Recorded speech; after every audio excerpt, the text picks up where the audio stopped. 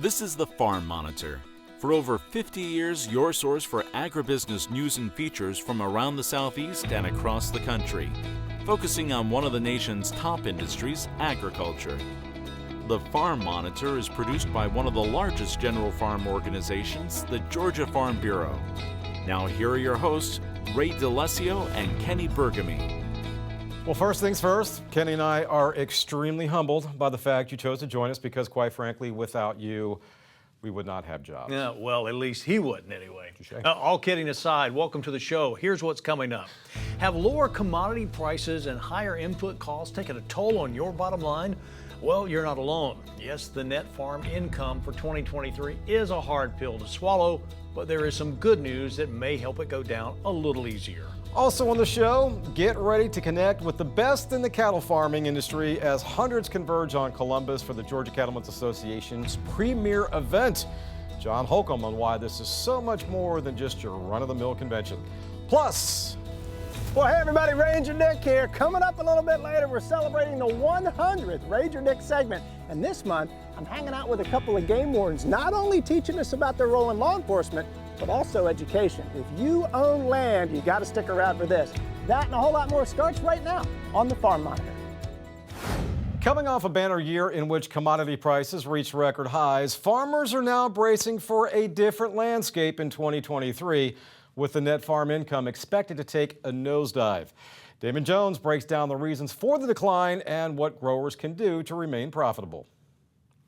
Despite all of the challenges endured by farmers in 2022, from labor shortages to rising input costs, they were rewarded with net farm income reaching record levels. However, that might be short-lived as early projections for 2023 have that number taking a big hit.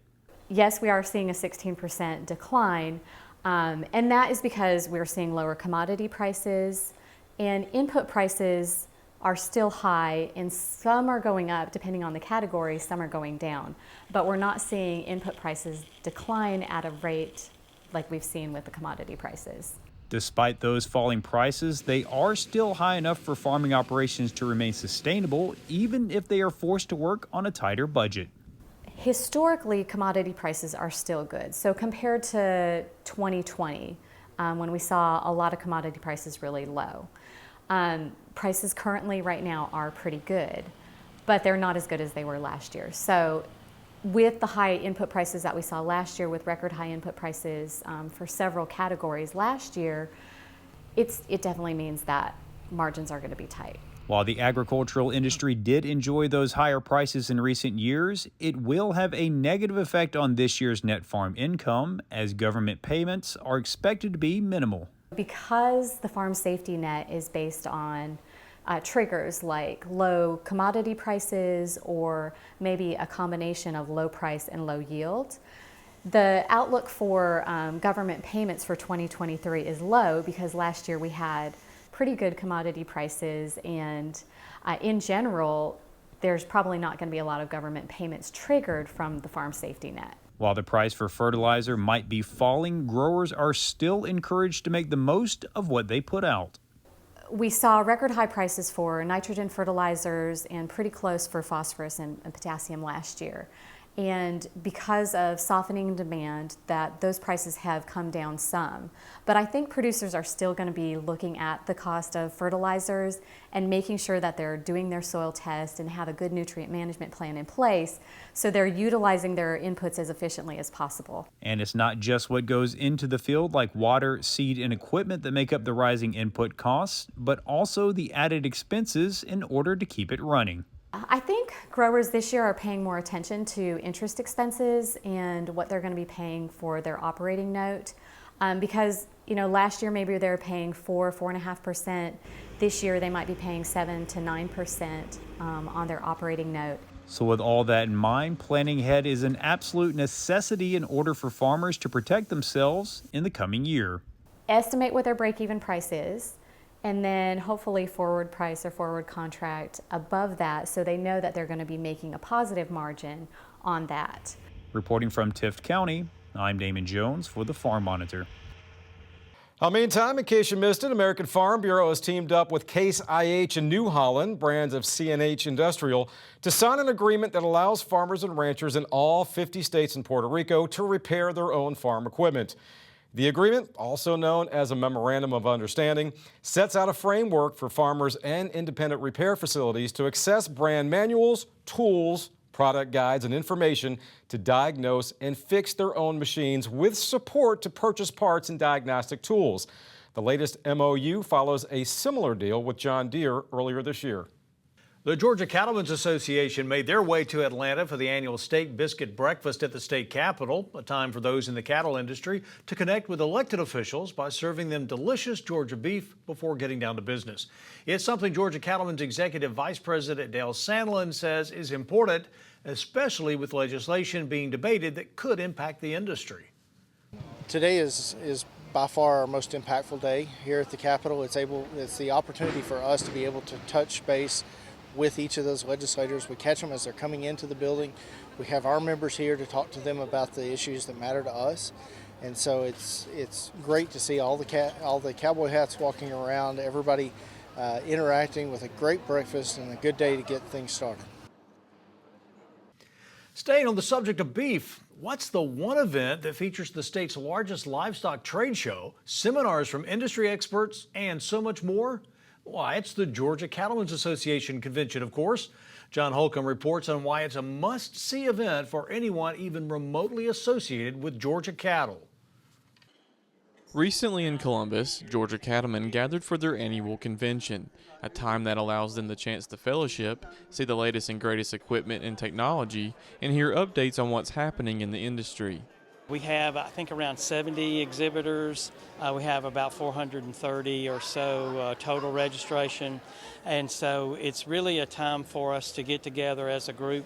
We have like needs, like causes, like opportunities to learn, and it allows the producers a chance to interact with the exhibitors, to find out about a product line or to get some more information of something that they may be needing on the farm.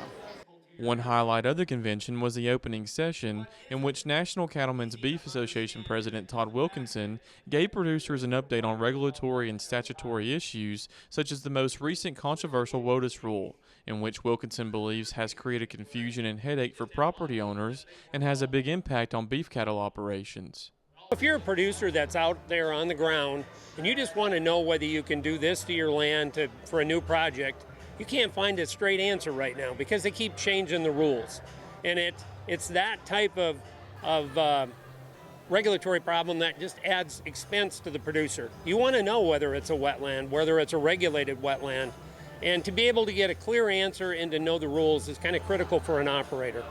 Wilkinson also spoke about the threat of possible disease pressure that could have a similar impact that avian influenza has had on the poultry industry, and says traceability is key to making sure the industry is protected from a disease outbreak such as foot and mouth or even mad cow disease that was detected just last month in Brazil.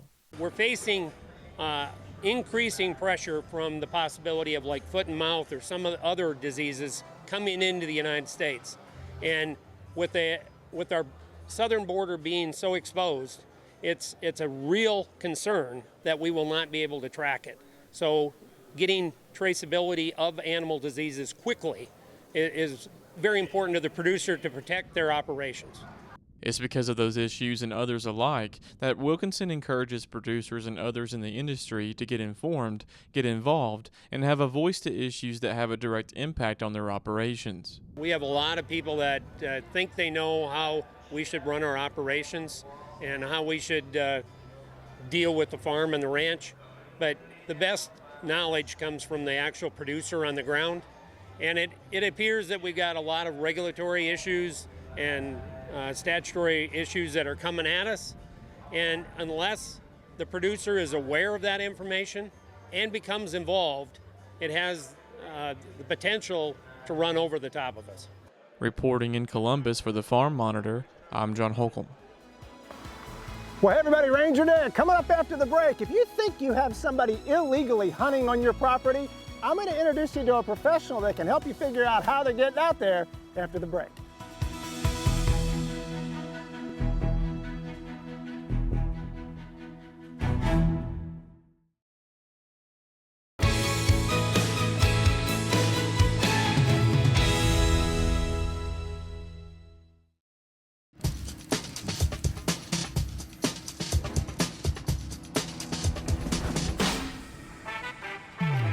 Welcome to Growing Big with the Georgia Ports Authority. My name is Griff Lynch, the Executive Director for the Georgia Ports, and I'm so pleased to be with you here on Berth 1. Listen, it's no secret the types of challenges that all ports have been having over the last year and a half to 2 years, with the supply chain, backlog of ships at anchor. Well, the Georgia Ports is doing something about that.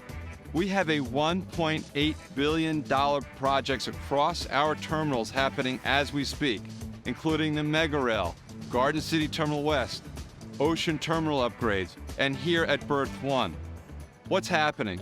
We've taken an old berth that can only handle small ships and converted it to a big ship berth. We'll be able to handle 7 ships simultaneously upon our dock, effective July of this year. What you see behind me is the first 4 cranes of the 6 that will go onto Berth 1. We're going to increase our capacity by 25%. We're adding 1.5 million TEUs of berth capacity for a total of 7.5 million TEUs, effective July 1 of this year, 2023. So what this means for the Georgia ports is we're bringing our total cranes to 38 from 30 today.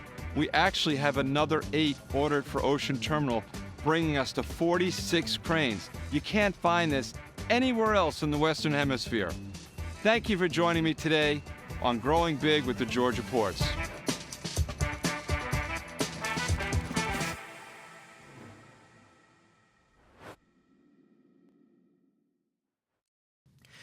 The date was December 7th, 2013. That's when this lovable, over-the-top ball of energy professor from UGA made his debut on the Farm Monitor, talking about the importance of owls both in and around your barn.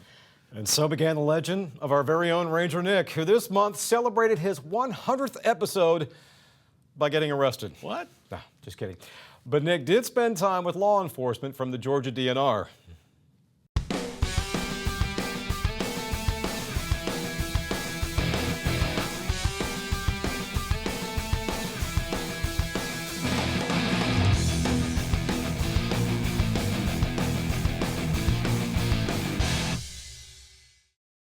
Well, can you believe it? The 100th Ranger Nick episode. I tell you what, this month we got a little scenario for you.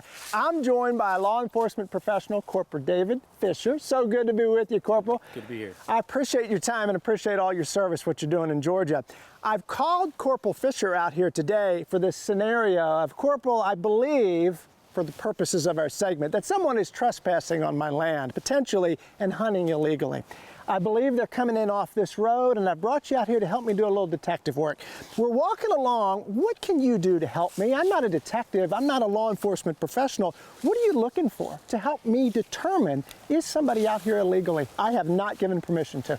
Well, I mean, I'm glad you said that. Complaints are obviously our top priority, and a lot of what we do is based on what the landowners give us. So what I'm going to do is talk to you and say, what makes you believe that somebody's on your property? You know, oftentimes we'll go to that area. He'll tell me, that landowner will tell me about the property, you know, what's there, you know, what's in season at the time. That's going to tell me a lot about what's, you know, what could be going on. And I'm going to start looking at tracks and things like that. And any signs that might give me a hint or some sort of, you know, direction on where to start my investigation. You're looking for boot tracks. I mean, we've got one on the ground right here. And for the purposes of today, as we look out through this group of grass right here, I've walked through there a little bit earlier to show everybody.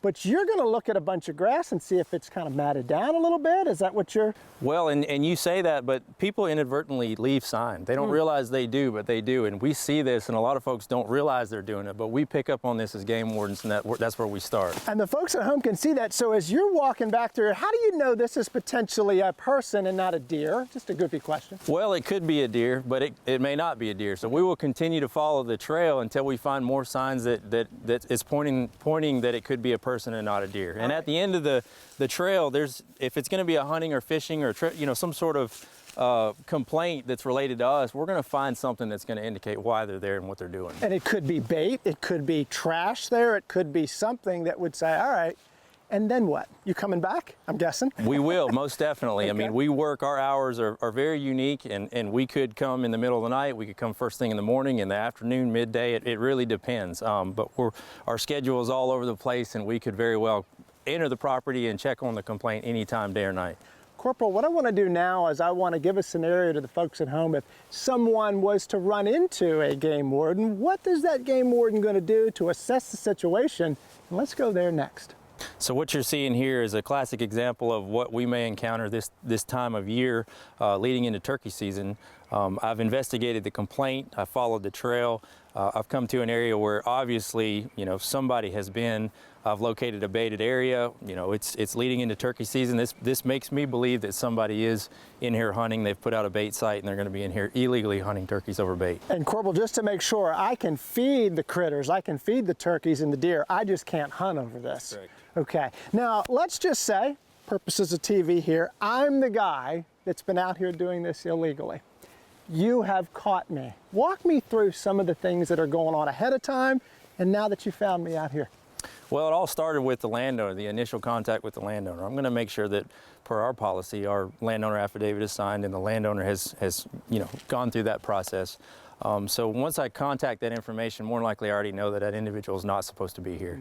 But I'll start looking at body language. I'll start, not necessarily putting a lot of thought into nervousness, because a lot of folks get nervous when they're around law enforcement. But if they are and they have their hands in their pockets, I'll say, hey, would you mind pulling your hands out of your pocket so I can see them?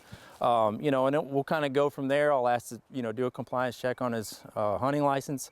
Oftentimes we may encounter other violations once we start actually contacting that hunter, in addition to hunting without permission and hunting over bait. And so what's so cool about what we're learning about here is the detective work, but I think essentially your ability to form a relationship with me. You're not out here saying, Nick, get up against this tree, you're doing something illegal.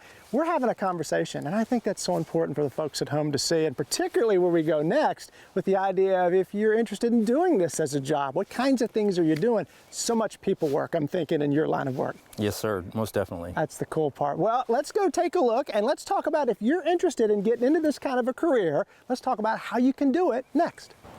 Well, we cracked the case with Corporal Fisher, and now I want to introduce you to Game Warden McDade. Game Warden McDade, so good to meet you nice today. To meet you. Thanks for being with us. What's so special about this is to learn about some of the things that Game Warden McDade is doing, and that includes recruitment. So if you're sitting at home thinking to yourself, man, maybe my son or daughter, grandson, granddaughter, myself, I'm interested in learning more about this type of job. It sounds so cool. Game Warden McDade, what's some pieces of advice you'd have for us if we're thinking about that? So 21 years of age, have to be a U.S. citizen, have to have an associate's degree, which is a 2-year degree, or 4 years active duty military service with an honorable discharge. That'll satisfy that education piece. So those are the two things, and I just want to reiterate associate's degree, 2-year degree, because there's a common misconception you have to have a bachelor's. Now, criminal justice is preferred, but it can be in anything. You could have a psychology degree, a business degree.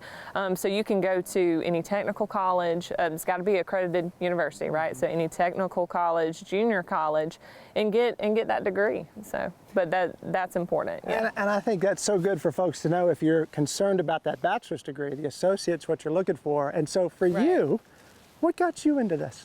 So I actually got into it because of my brother. My brother had worked in local law enforcement for years, and he had tried to get on, so he was going to try again to get on as a game warden, and he was telling me about it, and I said, Kyle, that sounds really fun. That sounds really interesting. Would you care if I applied too? And he said, no, come on, let's do it.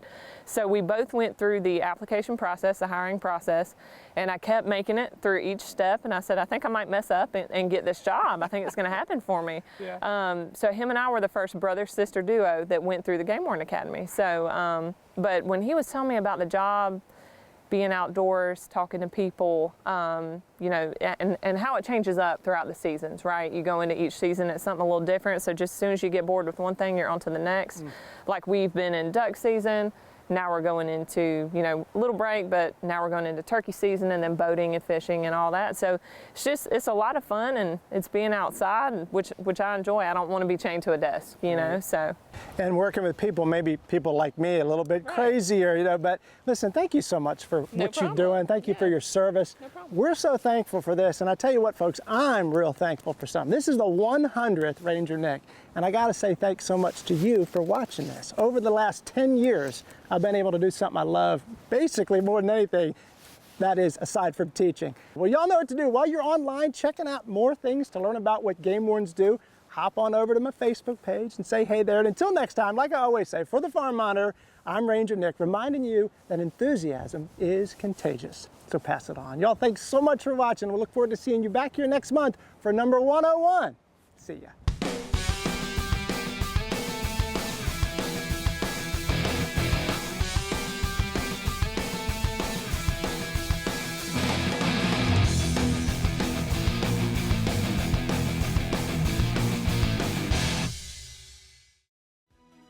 For Holstein breeders looking to boost genetic diversity and revenue, this program may be the answer. Something to maximize profits and take your breeding program to new heights. That's next when the Farm Monitor continues.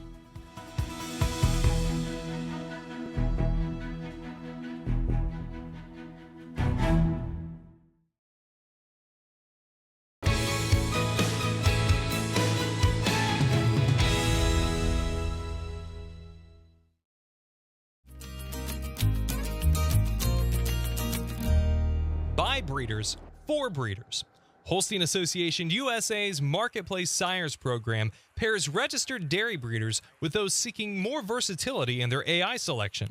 The person the association tapped to lead the program is a natural. Tim Zimba has spent his entire life in dairy genetics. Holstein and genetics have been in my blood since I was a child. I've been part of this association for my entire life. So the opportunity to work with dairy genetics and then work with an association that has been such an important part of my life was a no-brainer for me. Zimba knows he has an important job with Holstein Marketplace Sires. Some dairy producers have genetic needs that are quite specific, and this program is uniquely suited to address them. My goals for the future of Holstein Marketplace is obviously to grow the program, to make it a more mainstream option for breeders to bring bulls into the program and breeders to purchase semen and genetics through the program. I would like to not just stick to one set of ideology, be well-rounded, have bulls that may fit some niche markets. Jay Jokey and his wife own Synergy Family Dairy in Wisconsin. The couple have a bull in the Holstein Marketplace Sires program that fills many needs. What I'm trying to accomplish is produce a high-type, high udder composite bull that still has a fair amount of milk and has the workability, the positive DPR, and the positive productive life. And so this bull kind of fits all that. He doesn't really make them too big, but yet he's going to make really good high-type offspring that do the things that we want them to do. Lay down, have a calf, do things easy. Not only does Holstein Marketplace Sires introduce a new line of genetics into herds, it does so while bringing royalties back to the breeders, small and large. Rick Adams owns Sugar Creek Dairy, also in Wisconsin, and has a bull in the program. I think it's a place for the breeders that, have kept at it and kept to their beliefs and their principles. And they're going to make some quality pedigrees and quality animals that need to be used more so than just in their own herd. That can be expanded and delivered nationwide. That's outstanding to have that chance.